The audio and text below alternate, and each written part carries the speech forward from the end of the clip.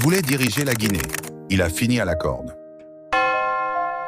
Le 4 juillet 1985, la Guinée vit l'un de ses événements politiques les plus marquants depuis l'indépendance.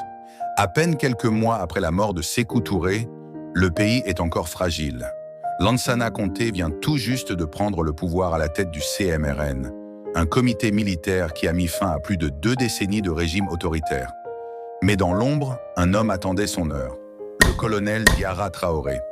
Ancien Premier ministre du régime militaire transitoire, Diarra pensait être l'héritier naturel du pouvoir.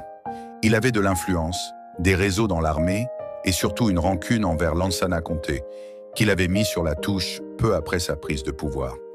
Le 4 juillet, profitant de l'absence de Conté, en déplacement à l'intérieur du pays, Diarra lance son plan. Des éléments loyaux à sa cause prennent le contrôle de la RTG, la radio-télévision guinéenne. Un message est diffusé à l'antenne. Le gouvernement a changé, un nouveau pouvoir s'installe. Mais le coup d'État est mal préparé. Les troupes ne suivent pas toutes.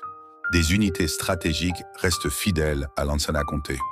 Informé de la situation, le président rentre en urgence à Conakry. En quelques heures, il reprend le contrôle de la capitale, sécurise les installations militaires et donne l'ordre d'arrêter les responsables du putsch. Le colonel Diarra Traoré est capturé, jugé pour trahison et exécuté par pendaison publique, en même temps que plusieurs de ses partisans. Ce jour-là, le message est clair. Le régime de Conté ne tolérera aucune tentative de déstabilisation. Ce coup d'État manqué marquera profondément l'histoire politique de la Guinée. Il ouvrira la voie à un régime plus fermé, plus centralisé, où le pouvoir se méfiera de ses propres généraux autant que de ses ennemis extérieurs.